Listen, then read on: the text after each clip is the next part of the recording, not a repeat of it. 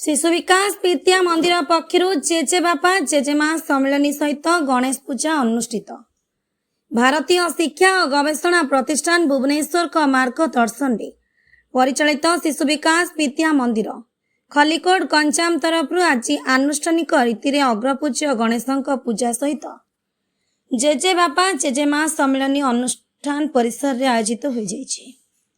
सर्वप्रथमे विद्या मंदिर प्रधान आचार्य श्रीमती अनुसुया महाराणा अनुष्ठित सम्मिलनी ए संपर्क में प्राक सूचना प्रदान करथिला। बेले उपस्थित आचार्य माने पठन रत शिशु जेजेबापा जेजेमा अजा आई मामू माई कक्का खुड़ी को वंदापना करी स्वागत करथिले। उपस्थित अतिथि माने प्रदीप प्रज्वलन करथिला समय रे उभय शिक्षार्थी आचार्य अभिभावक अभिभाविका दीप मंत्र उच्चारण करथिले।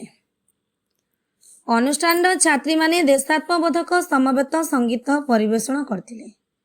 ए अवसर रे अनुष्ठित सम्मेलन रे मुख्य अतिथि भावे स्थानीय तहसीलदार टी मालेश्वर पात्र, युवा साहित्यक तथा आंचलिक साधन केन्द्र संयोजक डॉक्टर द्वारिकानाथ महाराणा मुख्य वक्ता, प्रशिक्षक विष्णु चरण डाकुआ सम्मानित अतिथि अनुष्ठान संपादक भागीरथी स्वाई प्रमुख अतिथि जोगदे अग्रपूज्य गणेशों अनुरूप समाज रे जेजेबापा जेजेमा आदि वरिष्ठ नागरिकों भूमिका सर्वाग्रे महत्वपूर्ण।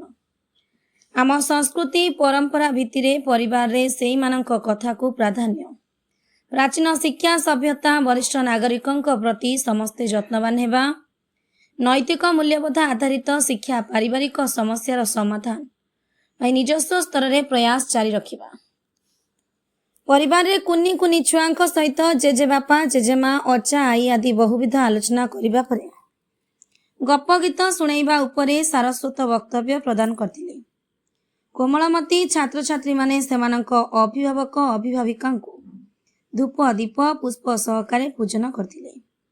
आयोजित सम्मेलन रे सहकारी आचार्य सुभाषिनी प्रधान, काजल बारिक, अलिभाराणी त्रिपाठी प्रमुख उपस्थित थिले।